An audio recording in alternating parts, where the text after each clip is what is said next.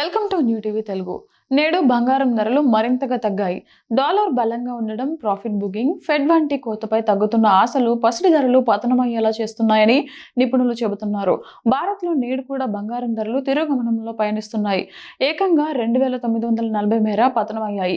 Good returns website ప్రకారం నేడు ఉదయం 10 గంటల సమయంలో హైదరాబాద్ బులియన్ మార్కెట్లో 10 గ్రాములు 24 క్యారెట్ల బంగారం 2,940 మేర తగ్గి 1,40,650కు పడిపోయింది.